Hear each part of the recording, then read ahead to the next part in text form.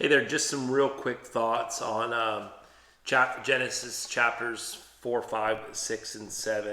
And I'm going to kind of reference some of the things that I'm seeing here in in the footer notes of my Apostolic Study Bible. um,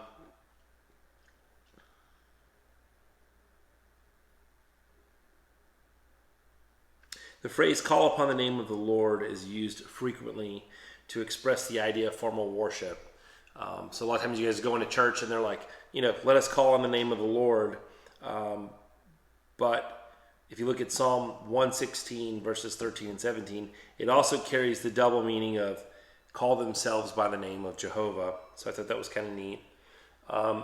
One of the really neat things that we go by very fast in Genesis chapter 5 that a lot of people don't realize is that Enoch was one of two individuals in the Bible who was translated rather than seeing death. So he was essentially allowed by God to go from living, skip over death, heaven. The other one was, drumroll, Elijah. And you can find that in a couple other reference, Hebrews chapter 11 verse 5, and for Elijah, 2 Kings chapter 2 verses 11 and 12. So really neat verse there. This is how fast we go by it. Genesis 5:24. And Enoch walked with God, and he was not, for God took him. Pretty easy to just glaze right over that one. One that I love, for obviously a prayer for my girls, my three daughters. Because Noah found grace, his family was saved from destruction. And because Noah's family was preserved, humanity was saved. Do I think my life is going to save humanity? Probably not. That'd be cool if it did. But obviously my main and immediate concern is my three daughters.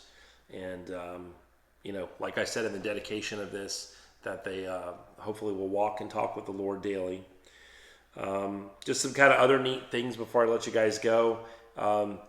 They talk about the ark being made of gopher wood. That is the only time that gopher wood is actually referenced in the Bible. Its meaning is unknown, and we believe that it may refer to a type of wood that is either extinct or a type of construction or framework that was known at the time to the Jews. So very interesting. The ark's dimensions, if you converted them to a modern conversion, that it would be about 1.5 million cubic feet of gross space and a displacement 10% greater than the USS Enterprise aircraft carrier. Another neat thing about the flood, I think when you see it, a lot of us learn about the flood in Sunday school, right? And it's always, Noah built the ark and he goes in for 7 days, and then it's 40 nights and 40 days of rain, right? But I don't think a lot of times that we recognize that there were two sources of water, right? The fountains of the deep and the windows of heaven. And so I'm wondering, water is used a lot of times in the Bible. There's a great Eddie James worship song, "Let It Rain," right? We're always talking about the coming down of the Holy Spirit. How often do we think about what God's already created and that coming forth out of the ground?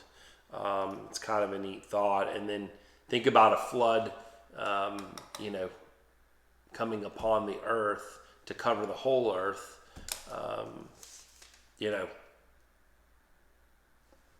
Springs welling up and a rainstorm. Sounds pretty terrifying. Better get on that ark before it's too late.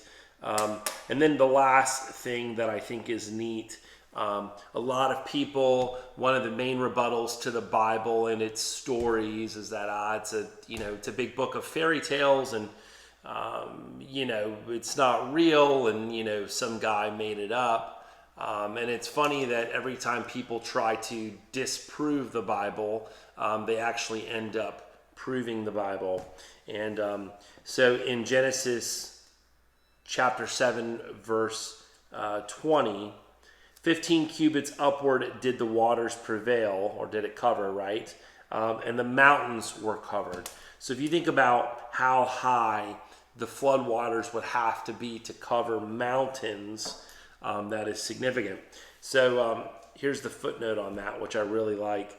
Almost every culture on earth has a story about a flood. Interpreters debate the extent of the flood, with some preferring a localized flood and others arguing the flood covered the entire face of the earth. And this right here is what I think is so neat. One indication of the extent and depth of the flood is the sedimentary layer it left behind.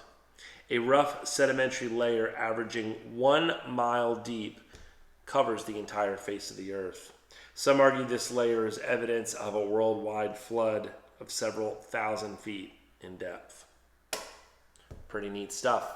All right, guys, thanks for listening. Tomorrow we are going to tackle Genesis 8, 9, 10, and 11 for January 3rd. All right, we'll see you guys then.